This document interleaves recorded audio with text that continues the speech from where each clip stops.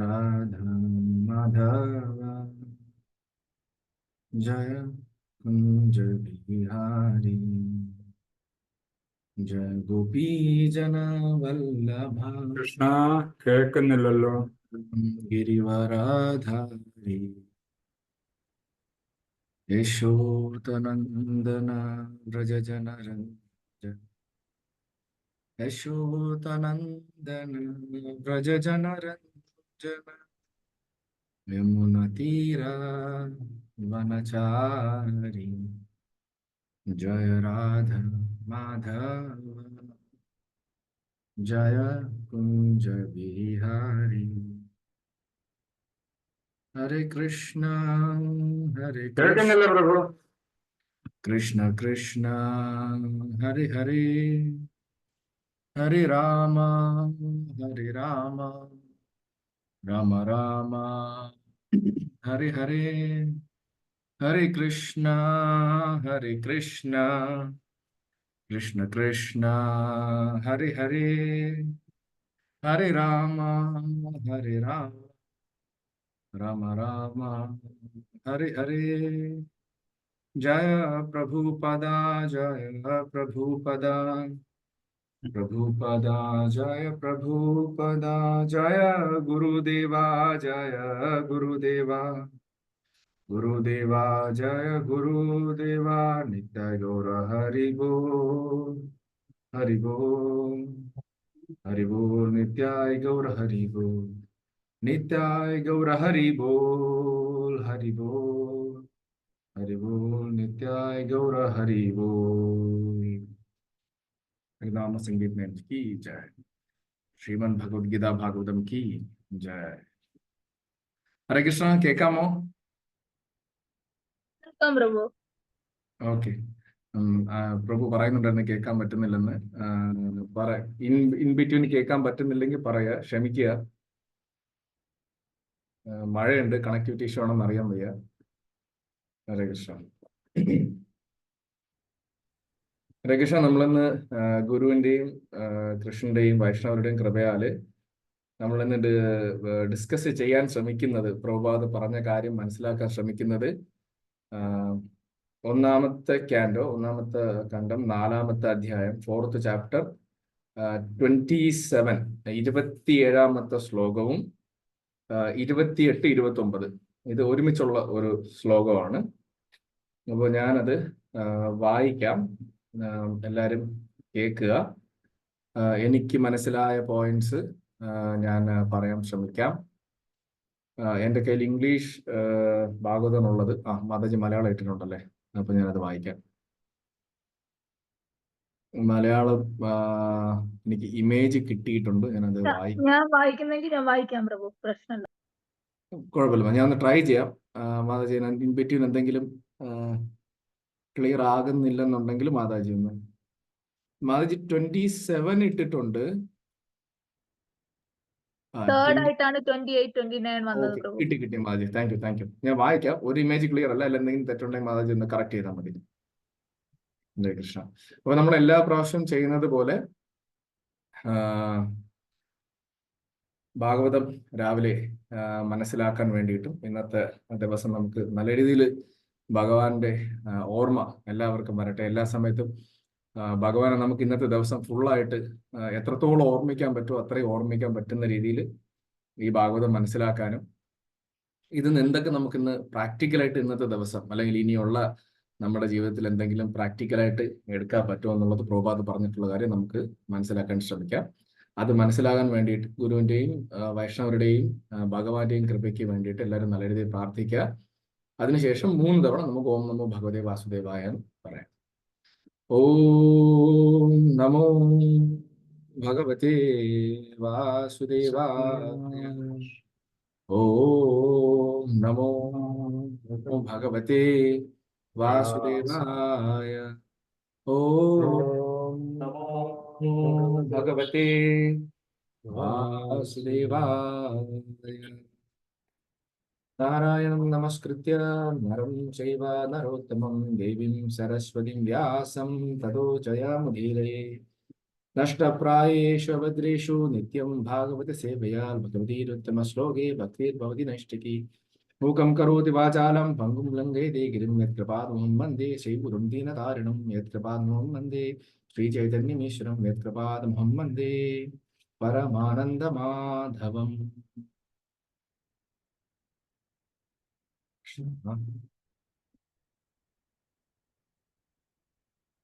1:4:27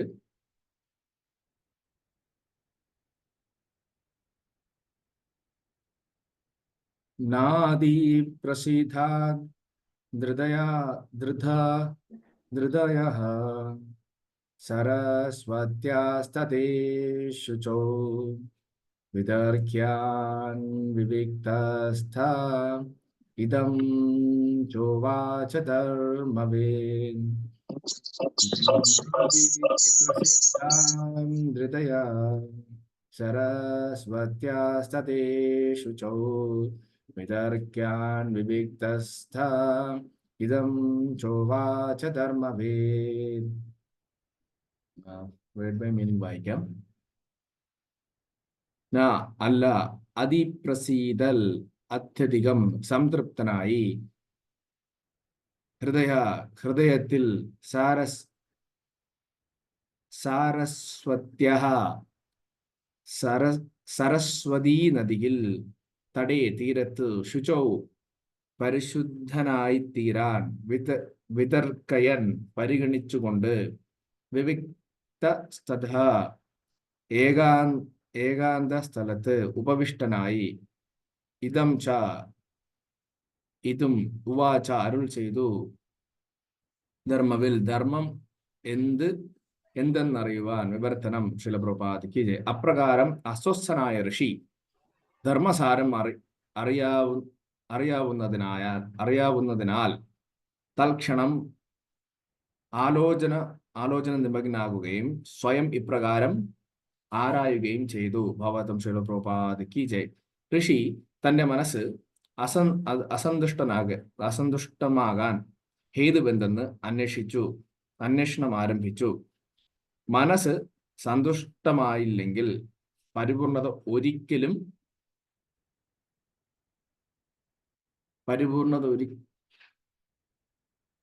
ഒരിക്കലും പ്രാപ്തമാവുകയില്ല.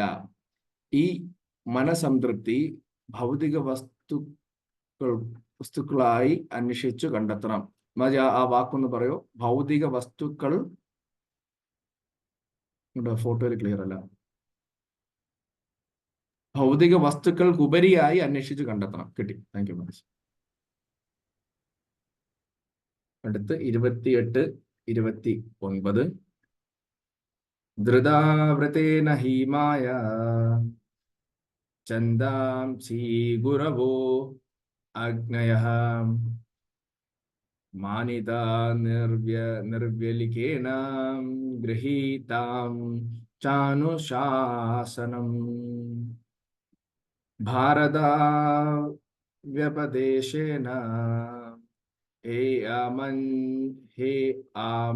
ആമ്നായർത്ഥസചാ പ്രദർശിതഃ ദൃശ്യേതേ യത്ര ധർമാദി സ്ത്രീശൂദ്രാദിഭിരപി ഉത ധൃതാവൃതേന ഹീമായ ചന്ദാംസി ഗുരവോ അഗ്നയഃ മാനിതാ നിർവ്യലികേന ഗൃഹീതാം ചാനുശാസനം ഭാരതാവ്യപദേശേന ഹേ അമാന്യാ തതശ്ച പ്രദർശിതഃ ദൃശ്യതേ യത്ര ധർമാദി സ്ത്രീശൂദ്രാദിഭിരപി ഉത. Word by meaning. ധൃതവ്രതേന ശിക്ഷണപരമായ കർക്കശ ശബ്ദത്തിനു വിധേയമായി, ഹി നിശ്ചയമായും, മായ ഞാൻ, മുഖേന എന്നിലൂടെ, ചന്ദാംസി വേദമന്ത്രങ്ങളാൽ, ഗുരവഃ ആത്മീയ ആചാര്യന്മാർ, ആഗ്നയ യാഗാഗ്നി, മാനിത നേരാവണ്ണം ആരാധിച്ചു, നിർവ്യളികേന കപടഭാവമില്ലാതെ, ഗൃഹീതം ച സ്വീകരിക്കുകയും ചെയ്തു. അനുശാസനം, പാരമ്പര്യ ശിക്ഷണം, ഭാരത മഹാഭാരതം വ്യപദേശേന രചനയാൽ ഹി നിശ്ചയമായും ആത്മനായ അർത്ഥ ശിഷ്യപരമ്പരയുടെ പൊരുൾ ച പ്രദർശിത ഉചിതമായി വിശദീകരിച്ചു. ദൃശ്യതേ ആവശ്യമായതിനേക്കാൾ യത്ര എവിടെ ധർമ്മ അതിഭിഹി ധർമ്മമാർഗം സ്ത്രീ ശൂദ്ര ആദിഭിഹി അപി സ്ത്രീകൾ ശൂദ്രർ തുടങ്ങിയവരാൽ പോലും ഉദ്ധ അഭിസംബോധന ചെയ്യപ്പെടുന്നു. വിവർത്തനം ശിലപ്രഭുപാദിക്ക് ജയ. ഞാൻ ശിക്ഷണാപരമായ കർക്കശ ശപഥവിധേയനാകയാൽ വേദങ്ങളെയും ആത്മീയ ആചാര്യനെയും യജ്ഞവേദികളെയും വിനീതമായി ആരാധിക്കുകയും അനുശാസനകൾ അനുവർത്തിക്കുകയും ചെയ്തു. സ്ത്രീകൾക്കും ശൂദ്രർക്കും മറ്റുള്ളവർക്കും ദ്വിജബന്ധുക്കൾ ധർമ്മമാർഗം ദർശിക്കാൻ സാധ്യമാകുന്ന മഹാഭാരത വർണ്ണനകളിലൂടെ ഞാൻ ശിഷ്യപരമ്പരയുടെ പൊരുൾ ദൃശ്യമാക്കുകയും ചെയ്തു.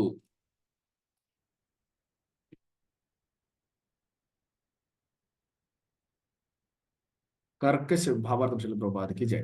കർക്കശമായ ശിക്ഷണ ശബ്ദങ്ങൾക്ക് വിധേയനാകാതെയും ശിഷ്യപരമ്പര ശ്രേണിയിൽ ഉൾപ്പെടാതെയും ആർക്കും വേദങ്ങളുടെ പൊരുൾ ഗ്രഹിക്കാൻ സാധ്യമല്ല. വേദങ്ങൾ, ആത്മീയ ആചാര്യന്മാർ, യാഗാഗ്നി എന്നിവയെ മോക്ഷം ആഗ്രഹിക്കുന്ന പരീക്ഷാർത്ഥി നിശ്ചയമായും ആരാധിക്കണം. സ്ത്രീജനങ്ങൾ, ശൂദ്രർ, ബ്രാഹ്മണ കുലത്തിലെ അയോഗ്യരായ അംഗങ്ങൾ, ക്ഷത്രിയർ അഥവാ വൈശ്യ കുലത്തിലുള്ളവർ എന്നിവർക്ക്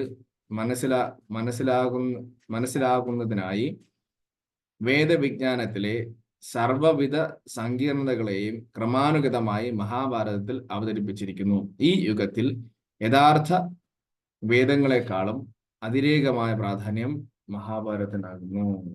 ശിലപ്രഭുപാദിക്ക് ജയ. ഓമജ്ഞാനതിമിരാന്തസ്യ ജ്ഞാനാഞ്ജനശലാകയ ചക്ഷുർമിലിതമേന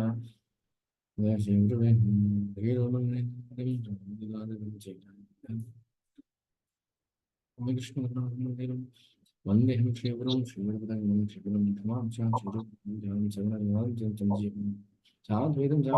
ശ്രീഗുരും കൃഷ്ണചൈതന്യദേവം ശ്രീ രാധാകൃഷ്ണ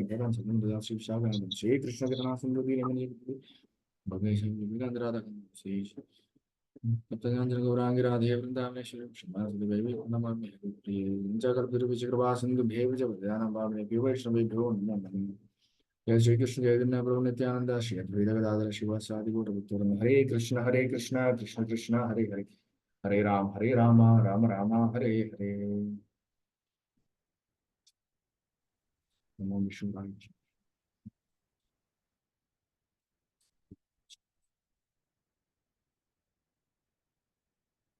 ഹരേ കൃഷ്ണ.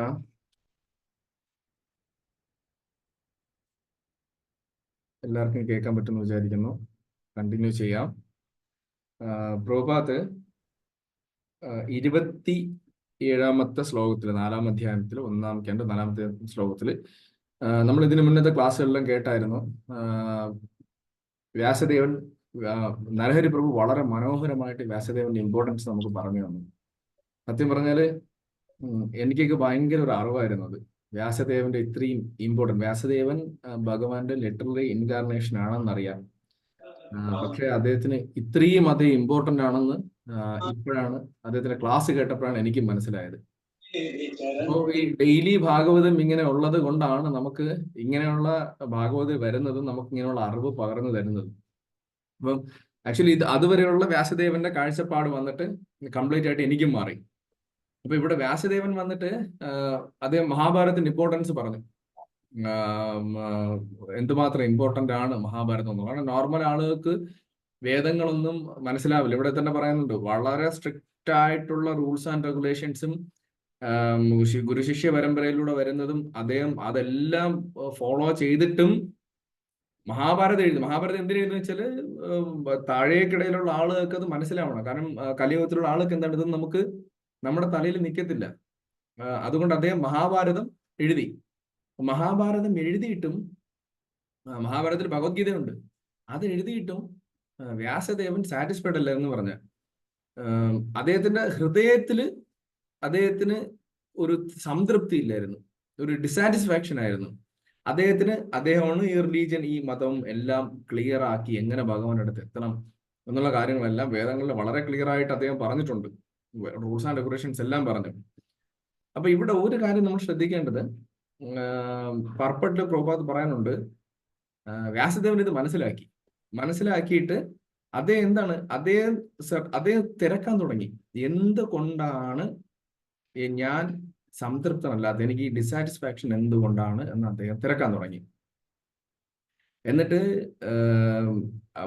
പ്രഭുപാദ് ഇതിനകത്ത് പറയാനുണ്ട്, നമുക്ക് പെർഫെക്ഷൻ എപ്പോ വരണമെന്ന് വെച്ച് കഴിഞ്ഞാല് നമ്മള് എപ്പോഴാണോ സാറ്റിസ്ഫൈ ആവുന്നത്, നമ്മൾ എപ്പോഴാണോ സാറ്റിസ്ഫൈ ആവുന്നത്, അപ്പോഴാണ് നമ്മുടെ ഹൃദയത്തിൽ, നമ്മൾ ജസ്റ്റ് പുറമോടി ഞാൻ ഹാപ്പിയാണ് ബ്രോ, ഞാൻ സാറ്റിസ്ഫൈഡ് എന്ന് പറയുന്ന പോലല്ല, നമ്മൾ ഹൃദയത്തിൽ നമ്മൾ എപ്പോഴാണോ സംതൃപ്തരാവുന്നത്, അപ്പോഴാണ് ആക്ച്വലി നമ്മൾ എന്താവുന്നത്, നമ്മൾ സാറ്റിസ്ഫൈഡ് ആവുന്നത്, നമ്മൾ ഹാപ്പി ആവുന്നത്, അല്ല നമുക്ക് ബ്ലെസ് കിട്ടുന്നത്.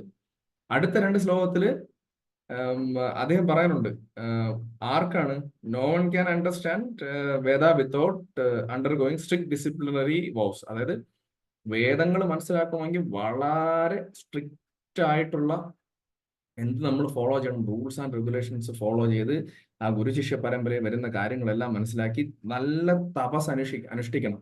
എന്നാൽ മാത്രമേ നമുക്ക് വേദങ്ങളെ മനസ്സിലാക്കാൻ പറ്റത്തുള്ളൂ. മഹാഭാരതം എന്തിനാണ് എഴുതിയത്? നേരത്തെ പറഞ്ഞതുപോലെ ഈ താഴേക്കടയിലുള്ള ആളുകൾക്ക് മനസ്സിലാകാൻ വേണ്ടിയിട്ടാണ് അദ്ദേഹം അത് വളരെ ക്ലിയർ ആയിട്ട് എഴുതിയത്. ഇങ്ങനെ ഇത്രയും ആളുകൾക്ക് വേണ്ടി ചെയ്തിട്ടും അദ്ദേഹം പറയുന്നത് വ്യാസദേവന് സാറ്റിസ്ഫാക്ഷൻ കിട്ടുന്നില്ല. അപ്പൊ അതിന്റെ റീസൺ എന്താണെന്നാണ് വ്യാസദേവൻ തിരക്കുന്നത്. അപ്പോ ഇതിൽ കുറച്ച് ക്ലാസ്സുകളിൽ ഇതിനകത്തുനിന്ന് ഞാൻ കേട്ടത്, വിരാജ് പ്രഭുവിന്റെ ഒരു ക്ലാസ് കേട്ടായിരുന്നു. അപ്പൊ അദ്ദേഹം ക്ലാസ് സ്റ്റാർട്ട് ചെയ്യുന്നതേ ശ്ലോകം പറഞ്ഞിട്ട്, ഈ കലിയുഗത്തില് എല്ലാവരും ആക്ച്വലി നമ്മുടെ റിയൽ ഫോം മറന്നിട്ട് എന്താണ് എല്ലാവരും ഒരു കാറ്റഗറി, എല്ലാ കാറ്റഗറിയും അദ്ദേഹം പറയുന്ന വെച്ചാൽ അവര് ശൂദ്രന്മാരാണ്.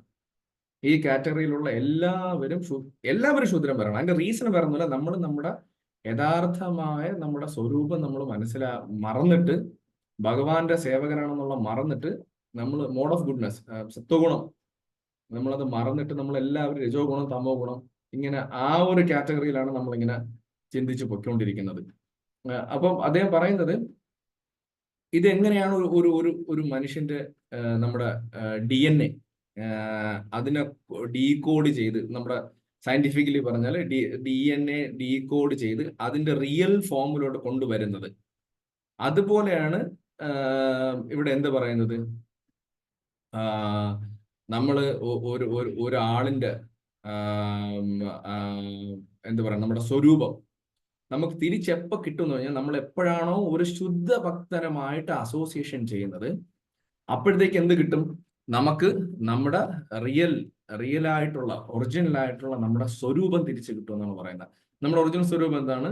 നിത്യേന കൃഷ്ണദാസ, അത് ഭഗവാന്റെ ദാസൻ എന്നുള്ള നമ്മുടെ ആ റിയൽ ആയിട്ടുള്ള നമ്മുടെ എന്ത് പറയാൻ, ആ സ്വരൂപം നമുക്ക് കിട്ടുന്നത്. ഓക്കെ, അപ്പൊ നമുക്കിവിടെ നോക്കാം. അദ്ദേഹം അതുകൊണ്ടാണ് പറയുന്നത്, എന്താണ് പൃഥു മഹാരാജ് പറയുന്ന ഒരു ശ്ലോകത്തിന്റെ ഒരു വേർഡ് അദ്ദേഹം പറയുന്നുണ്ട്, കുയോഗിനാംനോ ഇതരതി. ഒരാളിന് പൃഥു മഹാരാജ് പറയുന്നുണ്ട്, what else is required, what else is required, or benediction is required. നമുക്ക് വേറെ എന്താണ്, എന്ത് വരവാണ് വേണ്ടത്? വേറെ ഒന്നും വേണ്ട. Association of A pure devotee, ഒരു ശുദ്ധ ഭക്തന്റെ അസോസിയേഷൻ മാത്രം മതി. നമുക്ക് ലൈഫിൽ വേറെ ഒന്നും വേണ്ടെന്ന് പൃഥു മഹാരാജ് പറയുന്നുണ്ട്. അതുകൊണ്ടാണ് എല്ലാ ദിവസവും നമ്മൾ രാവിലെ 8 മണി മുതൽ 8:45 വരെ ഒരു പ്യുവർ വൈഷ്ണവന്റെ, ഒരു ശുദ്ധ ഭക്തന്റെ അസോസിയേഷൻ നമ്മൾ എടുക്കുന്നുണ്ട്. അത് വേറെ ആരുമല്ല, ശ്രീല പ്രഭുപാദാണ്. ശ്രീല പ്രഭുപാദിന്റെ അസോസിയേഷൻ നമ്മൾ എല്ലാ ദിവസവും രാവിലെ 8 മുതൽ 8:45 വരെ എടുക്കുന്നുണ്ട്. നമ്മൾ ഈ ശ്ലോകങ്ങൾ വായിക്കുന്നതും വേർഡ് ബൈ മീനിങ് വായിക്കുന്നതും അതിന്റെ ട്രാൻസ്ലേഷൻ വായിക്കുന്നതും അതിന്റെ പർപ്പട്ട് വായിക്കുന്നത് നമ്മൾ പ്രഭുപാദുമായിട്ടുള്ള അസോസിയേഷനാണ് ചെയ്യുന്നത്. നമുക്ക് വേറെ ആരുടെ അസോസിയേഷൻ, പ്യൂർ ഡിവോട്ടീസിന്റെ അസോസിയേഷൻ കിട്ടില്ലെങ്കിൽ ആരും വിഷമിക്കണ്ട. പ്രഭുപാദിന്റെ ബുക്സ് വായിക്കുക, പ്രഭുപാദ് എഴുതിയിട്ടുള്ള ഭഗവത്ഗീത വായിക്കുക, പ്രഭുപാദ് എഴുതിയിട്ടുള്ള ഭാഗവതം വായിക്കുക, അമലപുരാണമായിട്ടുള്ള ഭാഗവതം വായിക്കുക. നമ്മളിങ്ങനെ വായിക്കുന്നിടത്ത് ഡെയിലി നമ്മൾ ശുദ്ധ ഭക്തനുമായിട്ടുള്ള അസോസിയേഷൻ ചെയ്യണം. അങ്ങനെ അസോസിയേഷൻ ചെയ്യുമ്പോൾ എന്താണ് നമുക്ക് കിട്ടുന്നത്? നമ്മുടെ റിയൽ ഫോം, ഒറിജിനൽ ഫോം ആയിട്ടുള്ള നമ്മുടെ റിയൽ ഫോമിലേക്ക് നമ്മൾ തിരിച്ചു വരികയാണ് ഇപ്പൊ ഇവിടെ ചെയ്യുന്നത്. ഓക്കെ, അപ്പോ അദ്ദേഹം ഇതിനകത്ത് പറയുന്നത് ഒരു ഗ്യാരണ്ടീഡ് ഷുവർ ഷോർട്ട് ഇമ്മ്യൂണിറ്റി എന്നാണ് പറയുന്നത്. ഈ മോഡ് ഓഫ് പാഷൻ, ഇഗ്നോറൻസ്, രജോ ഗുണവും തമോ ഗുണവും, ഇതിനെല്ലാത്തിനുമായിട്ടുള്ള ഒരൊറ്റ മരുന്നാണിത്. ഡെയിലി നമ്മൾ പ്രഭാതമായിട്ട് അസോസിയേറ്റ് ചെയ്യുക. നമുക്ക് എല്ലാവർക്കും അവരവരുടെ ഗുരു മഹാരാജ് ഒരു ഡെയിലി ഫിസിക്കൽ അസോസിയേഷൻ ചെയ്യാന്ന് വെച്ച് കഴിഞ്ഞാൽ പാടാണ്. വാണി സേവ പറ്റും, നമുക്ക് എല്ലാവർക്കും പറ്റും. അതുപോലെ തന്നെ ഗുരു മഹാരാജ് അദ്ദേഹത്തിന്റെ ഭൗതിക ശരീരം എന്ന് പറയാൻ പറ്റില്ല, സ്പിരിച്വൽ ബോഡി എന്ന് പറയാൻ പറ്റുള്ളൂ. അദ്ദേഹം ഈ ഭൂലോകത്തുണ്ട്. അദ്ദേഹത്തെ അസോസിയേഷൻ ചെയ്യാൻ പറ്റുമെങ്കിൽ എല്ലാ ഡിവോട്ടീസും ആരൊക്കെയാണോ അദ്ദേഹത്തിന്റെ ഗുരു മഹാരാജന്മാർ ഇവിടെ ഉള്ളത് അവരോട്ട് അസോസിയേഷൻ ചെയ്യുക, മാക്സിമം ഡയറക്റ്റ് ഇൻസ്ട്രക്ഷൻ എടുക്കാൻ നോക്കുക. At the same time Srila പ്രഭുപാദുമായിട്ട് കണ്ടിന്യൂസ്ലി കണക്ഷൻ വെക്കുക. രാവിലെ നമ്മൾ ബുക്സ് വായിക്കുക. രാവിലെ തന്നെ വായിച്ചു കഴിഞ്ഞാൽ അത്രയും നമുക്ക് ആ ഫുൾ ഡേ ഭയങ്കര എനർജി ആയിട്ട് നമുക്ക് മുന്നോട്ട് പോകാനായിട്ട് പറ്റും. അത് കഴിഞ്ഞിട്ടുള്ളത് മഹാഭാരതം. അദ്ദേഹം ഒരു എക്സാമ്പിൾ ആയിട്ട് പറഞ്ഞത്, ആക്ച്വലി അദ്ദേഹം പറഞ്ഞ എക്സാമ്പിൾ എനിക്കും അത് ഭയങ്കര ഡയറക്റ്റ് ആയിട്ട് കൊണ്ടുപോകും. എങ്ങനെയാണെന്ന് വെച്ച് കഴിഞ്ഞാൽ മഹാഭാരതം എന്ത് എന്ന് നമ്മൾ മനസ്സിലാക്കുന്നത്, നമ്മളൊക്കെ കുഞ്ഞായിരിക്കുന്ന സമയത്ത് ഒരു സീരീസ് ഇറങ്ങിയിട്ടുണ്ട്, അത് സീരിയൽ ഇറങ്ങിയിട്ടുണ്ട് മഹാഭാരതം. മഹാഭാരതം ഈ പാട്ട് കേൾക്കുമ്പോഴേ ഓർമ്മ വരും എല്ലാവർക്കും. അപ്പം ആ സമയത്താണ് ആക്ച്വലി മഹാഭാരതത്തിൽ ഇങ്ങനെയൊക്കെ കഥയുണ്ട്, ഇങ്ങനെ ഒരുപാട് കാര്യങ്ങൾ. അത് വന്നിട്ട് കുറെ നമുക്കുണ്ടായിരുന്നതാണ്, ഒരു കുറെ മോറൽ സ്റ്റോറീസ് തന്നു, നമുക്ക് ധർമ്മം എന്തെന്ന് നമ്മളെ പഠിപ്പിച്ചു. പക്ഷേ അതിലുപരിയായിട്ട് നമ്മൾ ആക്ച്വലി ഇസ്കോണുമായിട്ട് കണക്ട് ചെയ്ത സമയം അതിന് ശേഷമാണ് നമുക്ക് മനസ്സിലാവുന്നത്, പ്രഭുപാദിന്റെ മിഷനുമായിട്ട്, പ്രഭുപാദിന്റെ കാരണം, വൈഷ്ണവരുടെ കാരണം കൊണ്ട് മനസ്സിലാക്കിയതിന് ശേഷമാണ് മനസ്സിലായത് മഹാഭാരതത്തിൽ ഇത്രയും ഒളിഞ്ഞു കിടക്കുന്ന ട്രഷർ ഉണ്ടെന്നുള്ളത്. അപ്പോ മഹാഭാരതത്തിലാണ് ഭാഗവതം ഉള്ളത്, ഭഗവാനാണ് സുപ്രീം എന്ന് നമുക്ക് മനസ്സിലാക്കാൻ പറ്റുന്നത്. പല കാര്യങ്ങളും ഇതിനകത്ത് നമുക്ക് ഒളിഞ്ഞു കിടക്കുന്ന കാര്യങ്ങളുണ്ടായിരുന്നു. വ്യാസദേവൻ എന്താണ് ഇവിടെ ചെയ്തത്, വളരെ ഡീറ്റെയിൽ ആയിട്ട് എക്സ്പ്ലെയിൻ ചെയ്തു. അദ്ദേഹം മനസ്സിലാക്കി, അദ്ദേഹം അക്സെപ്റ്റ് ചെയ്യുന്നതാണ്, ഞാൻ ഡിസാറ്റിസ്ഫൈഡ് ആണ്. ഇവിടെ ഒരു വേർഡ് അപ്രസീതത എന്ന് പറയുന്നുണ്ട്. അപ്പം അതേ ഒരു എക്സാമ്പിൾ ആയിട്ട് പറഞ്ഞത് ഫസ്റ്റ് ക്യാൻഡോ സെക്കൻഡ് ചാപ്റ്ററിൽ ഒരു ശ്ലോകം ഉള്ളത്, സവീപുംസ പരോധർമ്മ യഥോ ഭക്തി രഥോക്ഷതി അഹൈദുഹി അപ്രതിഹിത യാത്മാ സുപ്രസീതത എന്ന് പറയുന്നുണ്ട്. അതായത് നമ്മുടെ സുപ്രീം ഒക്യുപ്പേഷൻ, നമ്മുടെ യഥാർത്ഥ ഡ്യൂട്ടി എന്ന് പറയുന്നത്, ഓരോ മനുഷ്യന്റെയും യഥാർത്ഥ ഡ്യൂട്ടി എന്ന് പറയുന്നത് അൺമോട്ടിവേറ്റഡ് അൺഇൻറ്ററപ്റ്റഡ് ഡിവോഷൻ സർവീസ് എന്നാണ്. സുപ്രസീതതി, ഫുള്ളി സാറ്റിസ്ഫൈഡ്. അതായത് ഒരു ആളും നമ്മളെ വന്ന് പ്രേരിപ്പിക്കാതെയോ ഒരു തടസ്സവും കൂടാതെയോ നമ്മൾ ഭഗവാന്റെ ഭക്തി ചെയ്യുക, ഡിവോഷൻ സർവീസ് ചെയ്യുക എന്നുള്ളതാണ് അത് എടുത്തതിനകത്തൊരു കാര്യം പറഞ്ഞത്. വ്യാസദേവന് റിലീജിയസ് പ്രിൻസിപ്പിൾസും എല്ലാ കാര്യവും അറിയുന്നു. പക്ഷെ അദ്ദേഹം ഇത്രയും നോളജ് ഉള്ളതുകൊണ്ട് അദ്ദേഹം എന്ത് ചെയ്തു, ഇതൊരു എക്സാമ്പിളാണ്, നമുക്ക് എല്ലാവർക്കും ഉള്ള ഒരു എക്സാമ്പിളാണ്.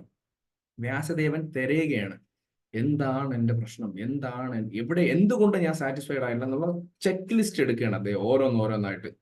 അടുത്ത ശ്ലോകങ്ങളിൽ നമുക്ക് കാണാൻ പറ്റും അദ്ദേഹം എന്താണ് ചെക്ക് ലിസ്റ്റ് എടുത്തിട്ട്, ഞാൻ റിലീജിയസ് പ്രിൻസിപ്പിൾസ് ഫോളോ ചെയ്തില്ലേ, മതാനുചാരണ കാര്യങ്ങൾ ഞാൻ എഴുതി ഫോളോ ചെയ്തില്ലേ, ടിക്ക് ചെയ്തിട്ടുണ്ട്.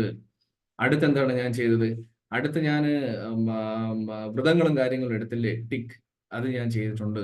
നമ്മൾ അതുപോലെ ഞാൻ എൻ്റെ മാല കറക്റ്റായിട്ട് 16 മാല ജപിച്ചോ, ടിക്ക് ചെയ്യണം. അതുപോലെ ഞാൻ ഭഗവത്ഗീത ഭാഗവതം വായിച്ചോ, ടിക്ക് ചെയ്യണം. അതുപോലെ ഞാൻ ഡിവോട്ടീസിൻ്റെ അടുത്ത് നല്ല രീതിയിലാണോ ഇന്ന് സംസാരിച്ചത്, ടിക്ക് ചെയ്യണം. ഞാൻ ആരെയെങ്കിലും വേദനിപ്പിച്ചിട്ടുണ്ടോ, ടിക്ക് ചെയ്യണം. നമ്മുടെ ബിഹേവിയർ നമ്മളിങ്ങനെ ചെക്ക് ലിസ്റ്റ് വെച്ച് നമ്മളിങ്ങനെ ചെക്ക് ചെയ്യണം. വ്യാസദേവൻ എങ്ങനെയാണോ ഓരോ റീസൺസിനും ചെക്ക് ലിസ്റ്റ് വെച്ചിട്ട് ടിക്ക് ചെയ്ത് പോകുന്നത്, അതുപോലെ അദ്ദേഹം വളരെ ഇന്റലിജന്റ് ആണ്. അതുപോലെ നമുക്ക് അതൊരു പാഠമായിട്ട് നമ്മൾ എടുത്തിട്ട് നമ്മുടെ ലൈഫിലും നമ്മൾ ഡെയിലി ഒരു ചെക്ക് ലിസ്റ്റ് വെച്ച് മുന്നോട്ട് പോകാനായിട്ട് നോക്കും. നമ്മളൊക്കെ IT ജോലി ചെയ്യാൻ നേരത്ത് നമുക്ക് ഡെയിലി ചെക്ക് ലിസ്റ്റ് ഇല്ല എന്നുണ്ടെങ്കിൽ നമുക്ക് അന്നത്തെ ടാസ്ക് ഒന്നും നടക്കത്തില്ല, ഒരു കാര്യം നടക്കത്തില്ല. ചെക്ക് ലിസ്റ്റ് മസ്റ്റ് ആണ്. നമ്മൾ ജോലി ചെയ്യുന്ന നേരത്ത് നമ്മുടെ ഒരു സൈഡിൽ ചെക്ക് ലിസ്റ്റ് ഉണ്ടാവും, അല്ലെങ്കിൽ ബുക്കിൽ ചെക്ക് ലിസ്റ്റ് ഉണ്ടാവും.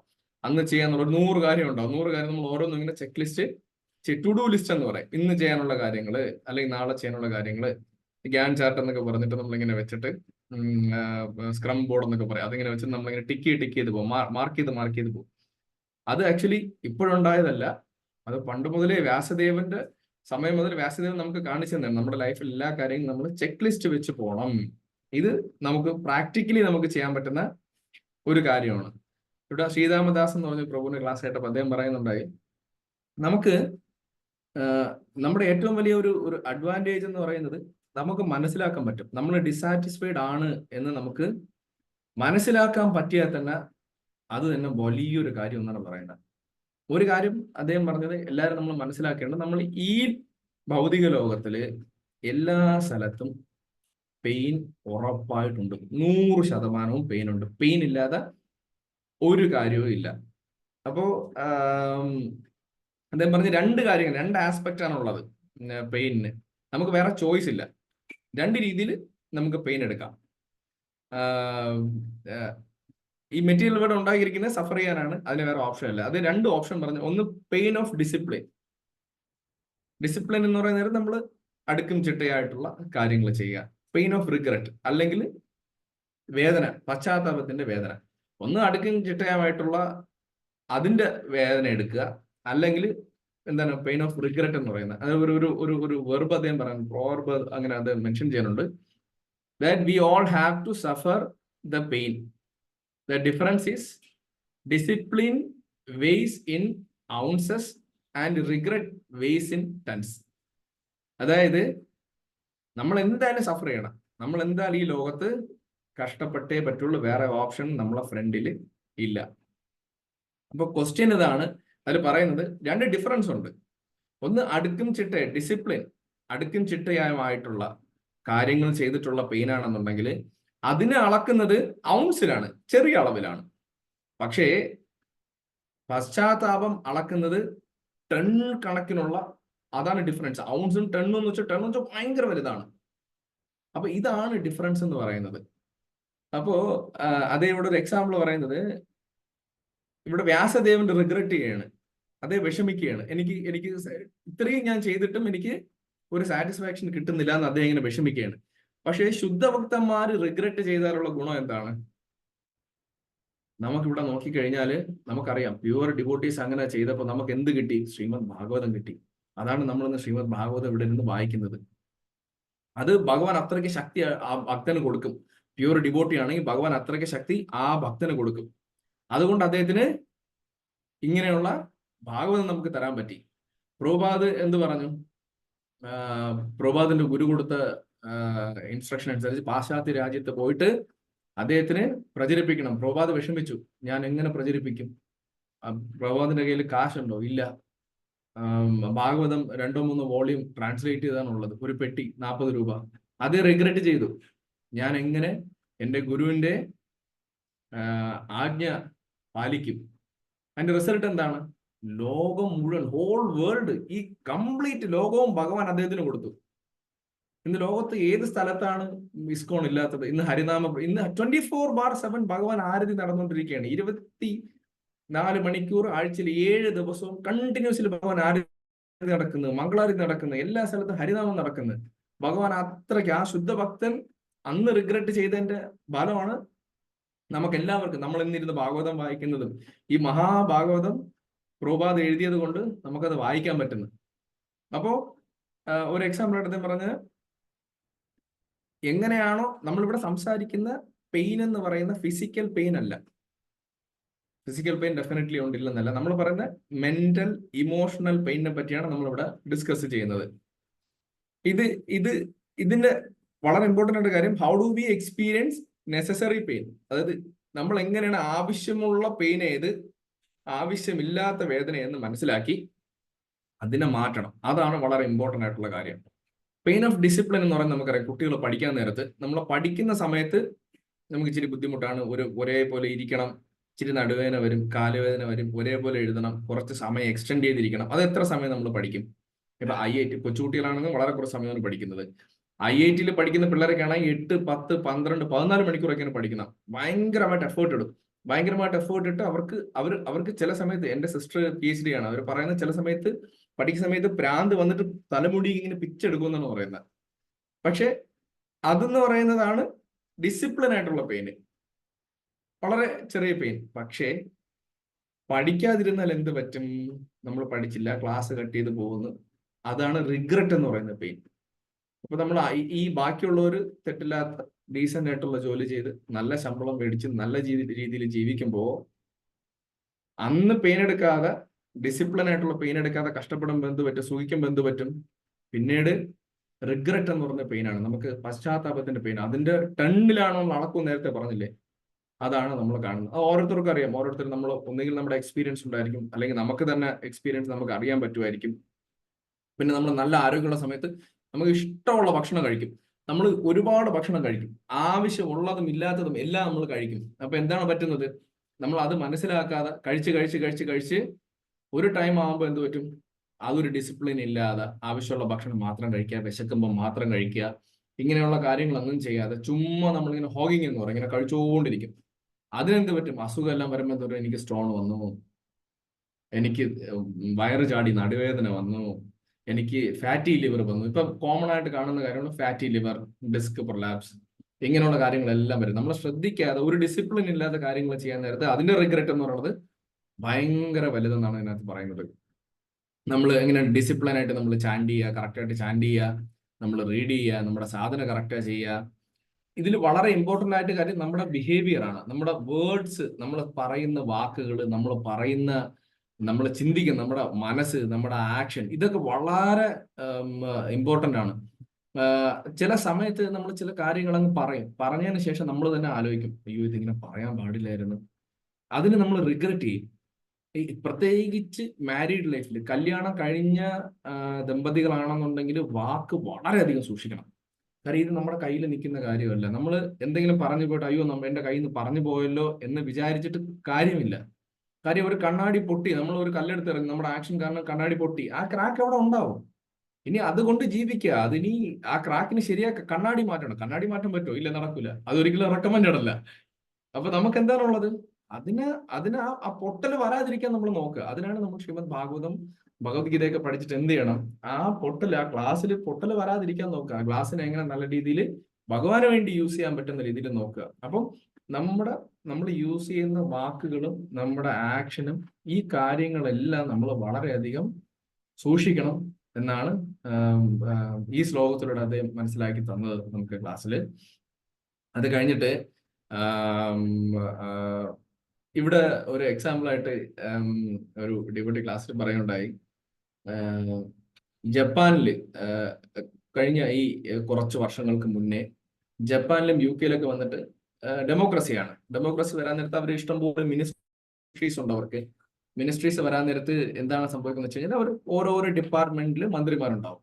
അവിടെ ഒരു മിനിസ്ട്രി വന്നിട്ട് ജപ്പാനിലും UK-യിലും വന്നിട്ട് ലോൺലിനെസ്സിന്, ആളുകൾ ഒറ്റപ്പെടുന്നതിന് ഒരു ഡിപ്പാർട്ട്മെന്റ് ഉണ്ടെന്നാണ് പറയുന്നത്.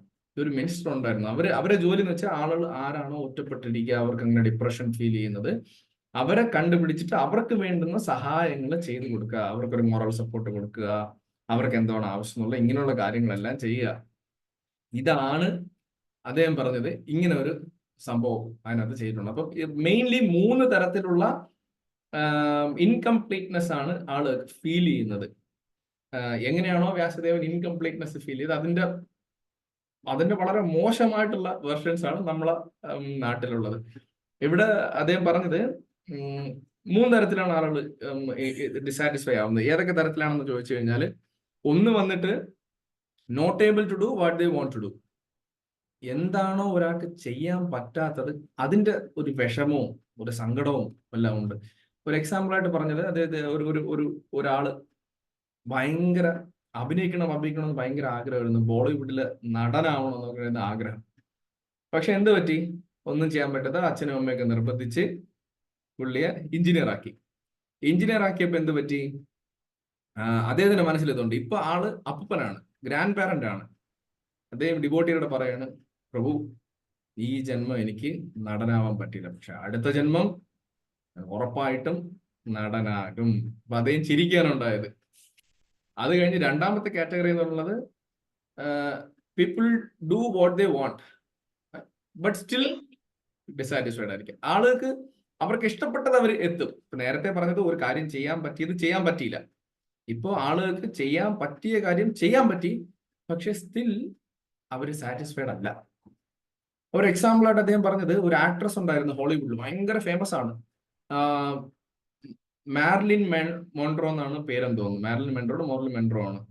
മാർലിൻ മെൻട്രോ ഒരു സമയത്ത് സൗന്ദര്യത്തിന്റെ സിമ്പൽ, അല്ലെങ്കിൽ വേറൊരു ഇന്ന വേ ഭയങ്കര എന്ത് പറയാൻ, മെറ്റീരിയലി പറയണമെന്നുണ്ടെങ്കിൽ സെക്സ് സിമ്പൽ ആയിരുന്നു അവര്. പക്ഷേ അവര് യങ് ആയിരിക്കുമ്പോഴേ ആക്ട്രസ് ആവണമെന്ന് വിചാരിച്ചു. അവർ ആക്ട്രസ് ആയി, വലിയ നിലയിലെത്തി, ഒരുപാട് കാശ്. പക്ഷേ സ്റ്റിൽ ഷീസ് ഡിസാറ്റിസ്ഫൈഡ്. അവര് ഭയങ്കര അൺഹാപ്പി ആയിരുന്നു. അൺഹാപ്പി ആയിട്ട് അവര് പറഞ്ഞു, എന്നെ സ്നേഹിക്കാനായിട്ട് ആരുമില്ല. അവസാനം എന്താണ് പറ്റിയത്? അവര് സൂയിസൈഡ് ചെയ്തു. പക്ഷെ എന്താണ്, രണ്ടാമത്തെ കാറ്റഗറിയാണ്. അവർക്ക് ചെയ്യണമെന്നുള്ള കാര്യം അവർ അച്ചീവ് ചെയ്തു, ബട്ട് സ്റ്റിൽ ഡിസാറ്റിസ്ഫൈഡ്. മൂന്നാമത്തെ കാറ്റഗറി എന്ന് പറയുന്നത് എന്താണ്, അവർക്ക് ചെയ്യാൻ പറ്റിയ do they what they do, എന്താണോ ആവശ്യം ഉള്ളത്, അവര് എന്താണോ ആഗ്രഹിച്ചത് അത് ചെയ്തു.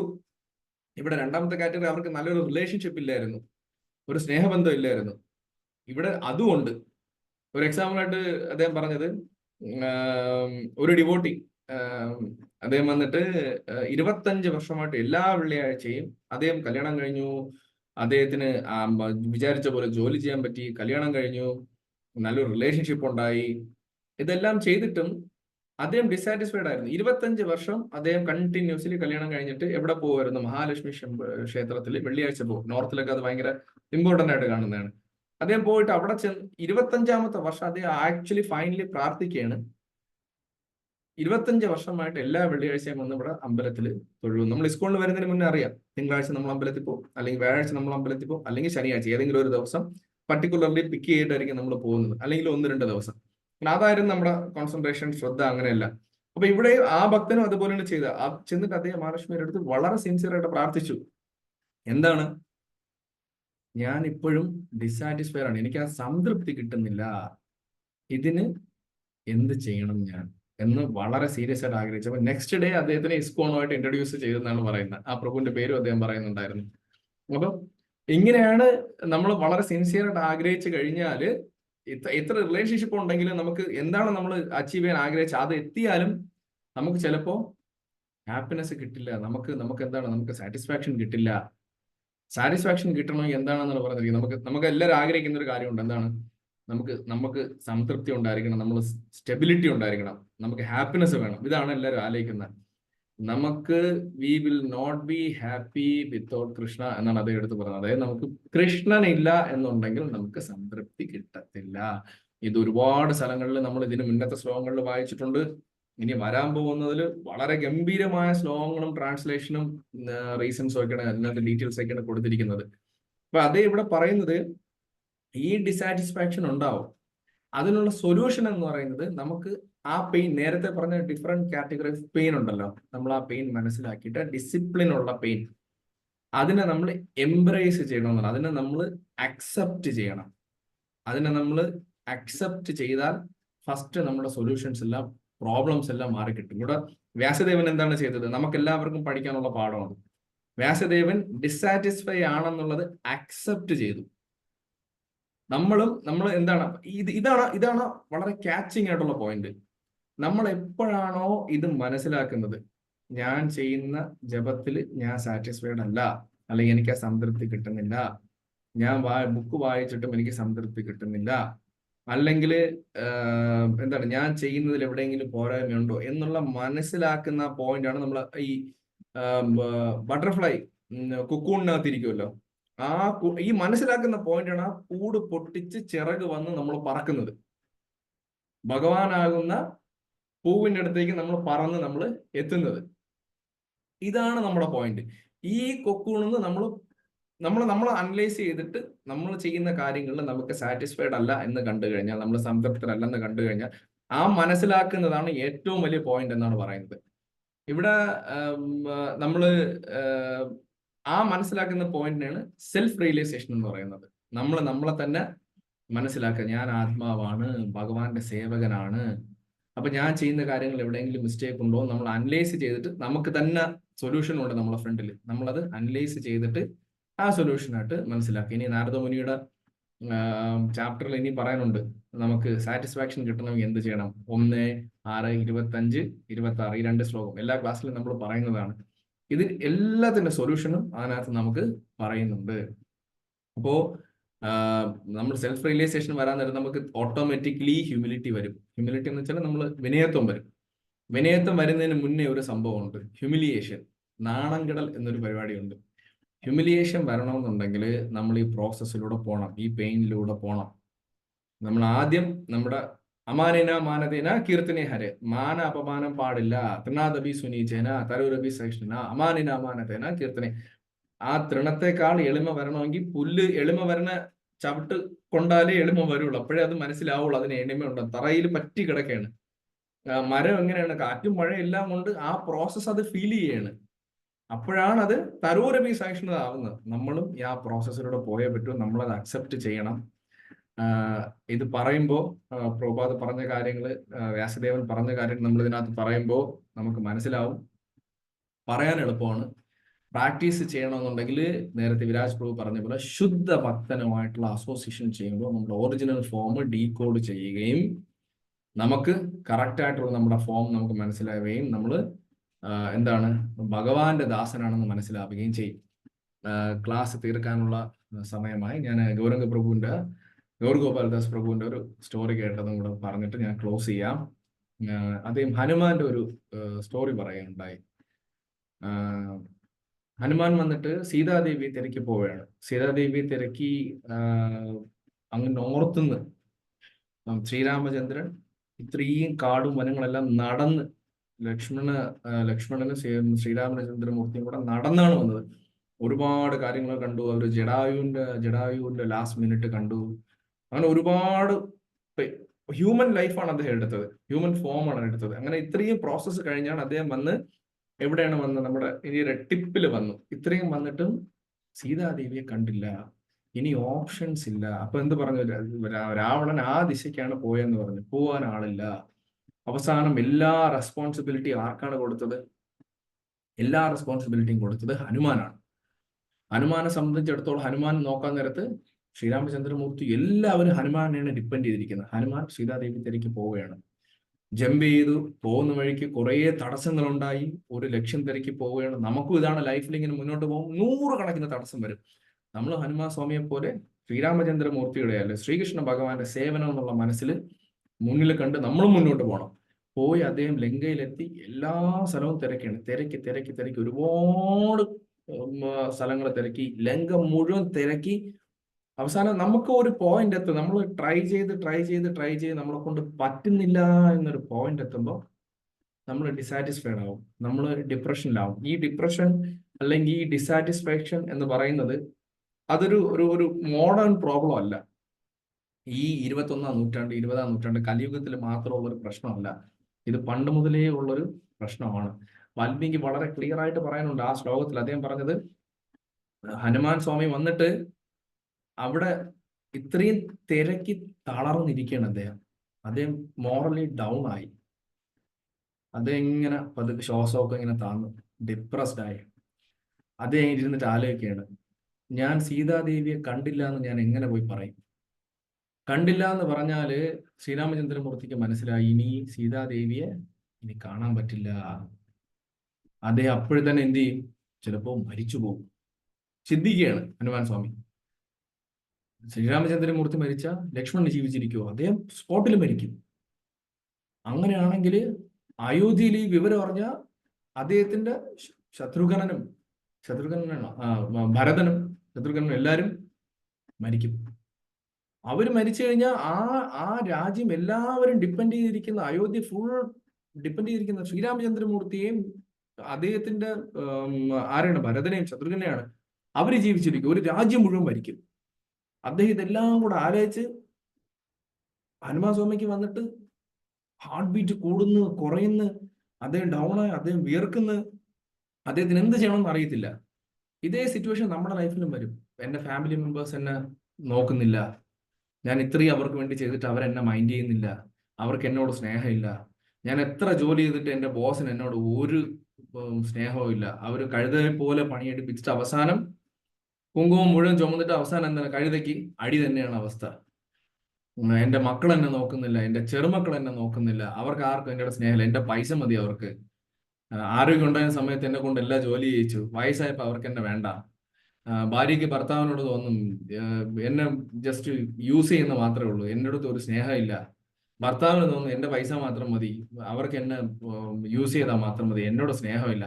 ഇങ്ങനെ പല പല ഡിപ്രഷനാണ് ആളുകൾ വരുന്നത്, പല പല സിറ്റുവേഷൻ. എന്റെ പേഴ്സണലി ഞാൻ തന്നെ ഒരുപാട് ഇങ്ങനെ ഫീൽ ചെയ്തിട്ടുണ്ട്. അപ്പൊ അദ്ദേഹം പറയുന്നത്, അദ്ദേഹം ഡിസൈഡ് ചെയ്തു, ആരാണ് ഹനുമാൻ ഡിസൈഡ് ചെയ്തു, ഇനി ഞാൻ സൂയിസൈഡ് ചെയ്യും, ഇനി ഞാൻ ഇങ്ങനെ ഇരുന്നിട്ട് കാര്യമില്ല. എന്താണ്, എങ്ങനെ സൂയിസൈഡ് ചെയ്യാം? അത് ഓപ്ഷൻസ് നോക്കണം. വെള്ളത്തിൽ ചാടി മരിക്കുക, അല്ലെങ്കിൽ തീയിൽ ചാടി മരിക്കുക, അല്ലെങ്കിൽ പട്ടിണി ഇരുന്ന് ആഹാരം കഴിക്കാതെ മരിക്കുക. ഇങ്ങനെ 3 രീതിയിൽ അദ്ദേഹം ചിന്തിച്ചു എന്നാണ് പറയുന്നത്. എന്നിട്ട് അദ്ദേഹം എന്ത് ചെയ്തു, അദ്ദേഹം ഇങ്ങനെ ഡിസൈഡ് ചെയ്തിരുന്നിട്ട് അദ്ദേഹം ജസ്റ്റ് ഇങ്ങനെ തിരിഞ്ഞ് അയോധ്യയിലേക്ക് ഒന്ന് ചുമ്മാ നോക്കി. അയോധ്യയിലേക്ക് നോക്കിയപ്പോ എന്താണ് പറ്റിയത്? അയോധ്യയുടെ ആ വരുന്ന കാറ്റിൽ പോലും ശ്രീരാമചന്ദ്രമൂർത്തി ഉണ്ടെന്നാണ് പറയുന്നത്. ആ സൈഡിൽ നിന്ന് വരുന്ന കാറ്റിൽ അത്ര പവർഫുൾ ആണ് ഭഗവാൻ. അദ്ദേഹം ഭഗവാന്റെ നാമം മനസ്സിൽ ചിന്തിച്ചതേ ഉള്ളൂ. അത്ര പവർഫുൾ ആണ് കൃഷ്ണൻ, അത്ര പവർഫുൾ ആണ് ശ്രീരാമചന്ദ്രമൂർത്തി. അദ്ദേഹം വന്നിട്ട് അങ്ങോട്ട് നോക്കിയതും അദ്ദേഹത്തിന് എവിടെ നിന്ന് അറിയാൻ പോയ ആ ഒരു സെക്കൻഡിൽ അദ്ദേഹം സൂയിസൈഡ് എന്ന് പറഞ്ഞ നിമിഷത്തിൽ നിന്ന് അദ്ദേഹം കംപ്ലീറ്റ്ലി എൻറ്റയർലി ഡിഫറെന്റ് മനുഷ്യനായിട്ട് ചേഞ്ച് ആയി, പുതിയൊരു ഹനുമാനായി. അദ്ദേഹം വേറെ പലതും ചിന്തിച്ചിരുന്ന അദ്ദേഹത്തിന്റെ മൈൻഡ് ക്ലിയർ ആയി. അദ്ദേഹത്തിന്റെ മനസ്സിലെ ശ്രീരാമചന്ദ്രമൂർത്തി മാത്രമായി, കൃഷ്ണൻ മാത്രമായി. അദ്ദേഹം എന്താണ് ചിന്തിച്ചത്? ഇതുപോലെയാണ് നമ്മുടെ ലൈഫിലും. നമ്മളിങ്ങനെ ഇങ്ങനെ ഓരോരോ പ്രോബ്ലം നമ്മളിങ്ങനെ പെട്ടിരിക്കാൻ നേരത്ത് നമ്മൾ ചിന്തിക്കേണ്ട ഒരേ കാര്യം, ഭഗവാൻ ഇത്രയും പ്രഷ്യസ് ആയിട്ടുള്ള, ഇത്രയും വില പിടിച്ച നമുക്ക്, നമ്മൾ കോടാനുകൂടി ജന്മങ്ങൾ ഇങ്ങനെ 84 ദശലക്ഷം ഇങ്ങനെ കറങ്ങി കറങ്ങി കറങ്ങി കറങ്ങി വന്നിട്ട് നമ്മൾ ആ ചക്രത്തിൽ ലൂപ്പിലാണ്, നമ്മൾ അറിയുന്നില്ല. നമ്മൾ ആ മായയിൽ ഇങ്ങനെ കിടക്കുകയാണ്. നമ്മൾ ഒരു ചക്രത്തിൽ, ഒരു റൂമിൽ നമ്മളിങ്ങനെ കറങ്ങി കറങ്ങി നടക്കുന്ന പോലെയാണ്. പെട്ടെന്ന് ഡോർ തുറന്ന് നമ്മൾ പുറത്തോട്ട് ലോകം ഉണ്ടെന്ന് മനസ്സിലാക്കുന്ന പോലെയാണ്. കോടിക്കണക്കിന് ജന്മം നമ്മളിങ്ങനെ എടുത്തപ്പോൾ നമുക്ക് പെട്ടെന്ന് ഭഗവാന്റെ നാമം കിട്ടുന്നത് എങ്ങനെയാണ്? ശുദ്ധ ഭക്തനായ ശീല പ്രഭുപാദിന്റെയും ഗുരുമഹാരാജിന്റെ വൈഷ്ണവരുടെ കാരുണ്യം കൊണ്ട് നമുക്ക് ഇങ്ങനെ ഒരു ചാൻസ് കിട്ടി. എന്താണ്? ഹരിനാമമാണ്, ഭഗവാന്റെ സേവയാണ് ഇമ്പോർട്ടൻറ്റ്. അതുപോലെ ശ്രീരാമചന്ദ്രമൂർത്തി ആലോചിച്ചതും ഹനുമാൻ വന്നിട്ട് ഭയങ്കരമായിട്ട് റിഫ്രഷ് ആയിട്ട് എന്താണ് സംഭവിച്ചത്? അദ്ദേഹത്തിന്റെ ഫ്രണ്ടിൽ സീതാദേവി ഇരിക്കുന്നു, അശോകവനത്തിൽ സീതാദേവി ഇരിക്കുന്നത്. അദ്ദേഹം അത് മിസ്സായി. നമ്മൾ ഇതുപോലെ എല്ലാ കാര്യവും തിരക്കി ഡിപ്രസ്സായി പല പല കാര്യങ്ങളൊന്നും ഡിപ്രസ്സായി നമ്മൾ ഭയങ്കരമായിട്ട് പൊളിഞ്ഞിരിക്കും നമ്മൾ ചിലപ്പോൾ. അപ്പോഴാണ് നമ്മൾ ഭഗവാനെ പറ്റി ആലോചിക്കേണ്ടതും ഈ മനുഷ്യജന്മം എത്ര ദുർലഭമാണെന്ന് മനസ്സിലാക്കി. നമ്മുടെ ലൈഫ് എന്ന് പറയുന്നത് ഗുരുമഹാരാജിന്റെ സേവയ്ക്ക് വേണ്ടിയിട്ടാണ് നമ്മൾ മനസ്സിലാക്കുക, വേറെ ഒന്നുമല്ല. ഇതുപോലെ 100 പ്രശ്നങ്ങളുണ്ടാവും. ഹനുമാൻ സ്വാമി എന്തുമാത്രം പ്രശ്നങ്ങളാണ് ഫീൽ ചെയ്തത്. പക്ഷെ അദ്ദേഹത്തിന്റെ ലക്ഷ്യം എന്നിട്ട് ഭഗവാന്റെ സേവനം വരും. നമ്മളും ഭഗവാന്റെ സേവനത്തിൽ ഇറങ്ങുമ്പോൾ 100 കണക്കിന് തടസ്സം വരും. നമ്മൾ ചിന്തിക്കേണ്ട ഒരു കാര്യം, ഹനുമാൻ സ്വാമിയുടെ ഫ്രണ്ടിൽ എങ്ങനെയാണോ ഭഗവാൻ തെളിയിച്ചു കൊടുത്തത്, സീതാദേവി തൊട്ട് ഫ്രണ്ടിൽ തന്നെ ഉണ്ടെന്നുള്ളത്, അതുപോലെ നമ്മളും ഡെയിലി പ്രാക്ടീസ് ചെയ്യണം. ഡെയിലി നമ്മൾ സ്ട്രഗിൾ ചെയ്യണം. ഇവിടെ പെയിൻ ഉണ്ട്, നമ്മൾ പല ഡിഫറെന്റ് ടൈപ്പ് ഓഫ് പെയിൻ പറഞ്ഞ് നമ്മൾ ഡിസിപ്ലിൻ ആയിട്ടുള്ള പെയിൻ എടുക്കണം. നമ്മൾ എന്ത് പറയണം? നമ്മുടെ മനസ്സിൽ, നമ്മുടെ വാക്കുകൾ, നമ്മുടെ പ്രവൃത്തികൾ നമ്മൾ വീണ്ടും നമ്മളെ തന്നെ ചോദ്യം ചെയ്യണം. പറയുന്നതിന് മുന്നേ ആലോചിക്കുക, സ്റ്റോപ്പ് ചെയ്യുക. പ്രഭുപാദിനും ഗുരുമഹാരാജിനും മനസ്സിൽ പ്രാർത്ഥിക്കുക, മനസ്സുരുക്കി ഭഗവാന്റെ അടുത്തും ഗുരുമഹാരാജിന്റെ അടുത്തും പ്രാർത്ഥിക്കുക. ഭഗവാൻ, എനിക്ക് ഇങ്ങനെ ഒരു പ്രശ്നമുണ്ട്, ഞാൻ സംസാരിക്കുന്ന കാര്യങ്ങൾ എന്റെ കയ്യിൽ നിൽക്കുന്നില്ല, ഞാൻ പ്രവർത്തിക്കുന്ന എന്റെ കയ്യിൽ നിൽക്കുന്നില്ല, ഞാൻ വീണ്ടും റിഗ്രറ്റ് ചെയ്യുന്നു, പശ്ചാത്തപിക്കുന്നു. ഭഗവാൻ എന്നെ രക്ഷിക്കണം. ശ്ലോകങ്ങൾ പഠിക്കുക. നാമാനന്ദസ്യ ഹതത്രിപടൻ ഗുഹ്യാനി ഭദ്രാണി കൃതാനി ജസ്മരൻ ഗാംഭാര്യടം ദുഷ്ടമനാഗരസ്പൃഹ കാലം പ്രതീക്ഷം വിമതോ വിമത്സരഹ. എനിക്ക് അസൂയയും ഇങ്ങനെയുള്ള കാര്യങ്ങൾ വരാതിരിക്കുക. ഇങ്ങനെയുള്ള ശ്ലോകങ്ങൾ നമ്മൾ ഡെയിലി പ്രാക്ടീസ് ചെയ്യുക, ഡെയിലി പറയുക. ഇത് പറയാൻ നേരത്തിന്റെ അർത്ഥം മനസ്സിലാക്കി നമ്മൾ പറയാൻ നേരത്ത് ഭഗവാൻ നമ്മുടെ ഉള്ളിൽ വരും. ഹൃദയകമലങ്ങളിൽ വന്നിട്ട് ഇങ്ങനെയുള്ള പ്രോബ്ലങ്ങൾ നമ്മുടെ നാക്കിന്റെ തുമ്പത്ത് നിന്നാൽ ഭഗവാൻ പിടിക്കും. നീ പറയണ്ട എന്ന് പറഞ്ഞ് ഭഗവാൻ പിടിക്കും. ഹരേ കൃഷ്ണ. എല്ലാവരും നല്ല രീതിയിൽ ഭഗവാന്റെ അടുത്ത് പ്രാർത്ഥിക്കുക. ഗുരുമഹാരാജിന്റെ അടുത്ത്, വൈഷ്ണവരുടെ പാദങ്ങളിലും നമസ്കരിക്കുക. എല്ലാ ശിക്ഷാ ഗുരുക്കന്മാരുടെ പാദങ്ങളും നമസ്കരിച്ചിട്ട് നമുക്കും ഇത് പ്രാക്ടീസ് ചെയ്യാൻ പറ്റട്ടെ എന്ന് പ്രാർത്ഥിക്കുക. ഹരേ കൃഷ്ണ. ഹരേ കൃഷ്ണ പ്രഭു.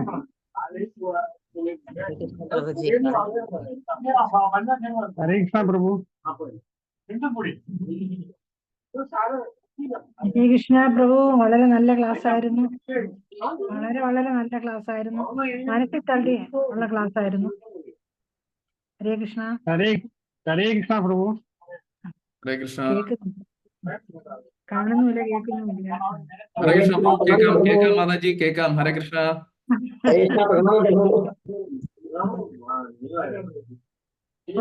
പ്രഭു വളരെ നല്ല, എനിക്ക് മനസ്സിൽ തട്ടി. പ്രഭു പറഞ്ഞ ചില കാര്യങ്ങള് മനസ്സിൽ തട്ടി. അത് നന്നായിരിക്കുന്നു. ശരിയാണ്, നമ്മൾ ആത്മാർത്ഥമായിട്ട് ഭഗവാനെ വിളിക്കുമ്പോൾ മാത്രമേ നമുക്ക് സന്തോഷമുള്ളൂ. ഞാൻ അനുഭവസ്ഥയാണ്. നമ്മൾ മുള്ളി തട്ടി കൃഷ്ണാന്ന് വിളിക്കുമ്പോൾ നമുക്ക് കുളിര് പോരും. അതല്ലാതെ നമ്മൾ എന്ന് ജപിക്കുമ്പോൾ അത്ര വരത്തില്ല. അതേസമയം നമ്മുടെ ഉള്ളി തട്ടുമ്പോഴേ നമുക്ക് സന്തോഷം വരുന്നുള്ളൂ, സംതൃപ്തി. അത് ശരിയായ കാര്യമാണ്. പിന്നെ പ്രഭു വീണ്ടും വീണ്ടും പറഞ്ഞു തന്നു, വളരെ സന്തോഷം. പ്രണാമം പ്രഭുജി. ഹരേ കൃഷ്ണ പ്രഭു, നല്ല ക്ലാസ് ആയിരുന്നു. ഹരേ കൃഷ്ണ. കൃഷ്ണ കൃപ, ഗുരു കൃപ. ഹരേ കൃഷ്ണ. ഹരേ കൃഷ്ണ പ്രഭുജി, വളരെ നല്ല ക്ലാസ് ആയിരുന്നു പ്രഭുജി. ഹരേ കൃഷ്ണ. ഹരേ കൃഷ്ണ പ്രഭു, ദണ്ഡവത് പ്രണാം പ്രഭു. വളരെ നന്നായിട്ടുള്ള ക്ലാസ് പ്രഭു. പ്രായോഗികമായിട്ട് നമ്മൾ അതെങ്ങനെ ചെയ്യണം, എങ്ങനെ അനുവർത്തിക്കണം, എങ്ങനെ ആത്മാർത്ഥമായിട്ട് നമ്മൾ ഭഗവാനെ എങ്ങനെ സേവിക്കണം എന്ന് വളരെ നന്നായിട്ട് പ്രഭു പറഞ്ഞു തന്നു. വളരെ നന്ദി പ്രഭു. എനിക്കൊരു കാര്യം ഞങ്ങളുടെ ഇവിടെ നടന്ന് പറയാനുള്ള പ്രഭു. ഭഗവാൻ ശുദ്ധ ഭക്തന് ഭഗവാൻ അതിനുള്ള ആ ഒരു ഇത് കൊടുക്കും നമ്മളിന്ന് പറഞ്ഞല്ലോ, ആ ഒരു ചിന്ത വരുമ്പോ. അപ്പൊ ഞങ്ങളുടെ ഇവിടെ കൊച്ചി സെന്ററിൽ ഭക്തി വിജ്ഞാൻ ഗോസ്വാമി മഹാരാജ് വന്നിരുന്നു കഴിഞ്ഞ മുമ്പിലത്തെ ആഴ്ച. അപ്പൊ നമുക്കിവിടെ ഒരു പ്രഭുപാദ് കൊച്ചിയിൽ വന്നിട്ടാണല്ലോ പോയത്. അപ്പൊ ഇവിടുന്ന് ഭാഗവതം കളക്ട് ചെയ്ത ആ പോയിന്റില് ഐലൻഡിൽ നമുക്കൊരു ശിലാഫലമൊക്കെ സ്ഥാപിച്ചിട്ട് നമ്മളൊരു ഇത് ഉണ്ടാക്കിയിട്ടുണ്ട്. അപ്പൊ അവിടെ മഹാരാജിന്റെ കൂടെ ഞങ്ങൾ ബോട്ടിൽ അവിടെ പോയി. അപ്പൊ അവിടെ ഇരുന്നപ്പോ മഹാരാജ് പറഞ്ഞ ഒരു കാര്യം, പ്രഭുപാദ് ഗുരുവിൽ നിന്ന് കിട്ടിയ ഉപദേശം 40 years more പ്രഭുപാദ് അതിൽ മെഡിറ്റേറ്റ് ചെയ്തു. 40. അപ്പം ട്രാൻസ്ലേറ്റ് ചെയ്ത ആള് 40 years എന്ന് പറഞ്ഞപ്പോ മഹാരാജ് പറഞ്ഞു, no, more than 40 years. 40 years സാധ. അദ്ദേഹം ഹിന്ദിയിലും പറഞ്ഞു അങ്ങനെ. അത്രയും പ്രഭുപാദ് അത് മെഡിറ്റേറ്റ് ചെയ്തു. അങ്ങനെ മെഡിറ്റേറ്റ് ചെയ്തപ്പോ ഭഗവാൻ പ്രഭുപാദിന് ആ ഒരു ശക്തി, അത് ചെയ്യാനായിട്ടുള്ള ആ ഒരു ഇത് ഭഗവാൻ തന്നെ പ്രഭുപാദിന്റെ കൂടെ പോയി. അപ്പൊ അത്രയും പ്രഭു പറഞ്ഞല്ലോ, അതിൽ ആ ഡിസാറ്റിസ്ഫാക്ഷനിൽ വ്യാസദേവൻ അങ്ങനെ അതിലിരുന്നപ്പം ഭഗവാൻ അതിന് ആ ഒരു ഇത് കാണിക്കുന്നു എന്ന് പറഞ്ഞ പോലെ ശുദ്ധ ഭക്തന്മാർക്ക് ചെയ്യുന്ന പ്രഭു പറഞ്ഞു. അതേപോലെ അതിനൊരു സപ്പോർട്ടീവായിട്ട് ഒരു പോയിന്റ് അടുത്ത ദിവസം കേട്ടത് ഞാൻ പറഞ്ഞതേ ഉള്ളൂ. അങ്ങനെ മെഡിറ്റേറ്റ് ചെയ്യുമ്പോൾ നമുക്ക് അതിനുള്ളത് ഭഗവാൻ തരും എന്നുള്ളതിന് ഒരു ഉദാഹരണമായിട്ട് പ്രഭുപാദിനെ ഗ്ലോറിഫൈ ചെയ്ത് പറഞ്ഞതാണ്. അത് ഞാനിവിടെ പറഞ്ഞതേ ഉള്ളൂ Prabhu. Hare Krishna. Hare thank you. Krishna. Hare Krishna. Thank you Madhi. Hare Krishna. Aishwarya mataji, time ആയി. ഹരേ കൃഷ്ണ പ്രഭു. ക്ലോസ് ചെയ്യാം പ്രഭു, ക്ലോസ് ചെയ്യാം. Thank you so much Prabhu. Thank you. Hare Krishna. കാഞ്ചാകൽപതരൂപേശ കൃപാ സിന്ധുഭ്യോ ജപദാനാം പാവനേഭ്യോ വൈഷ്ണവേഭ്യോ നമഃ. കോടി വർഷം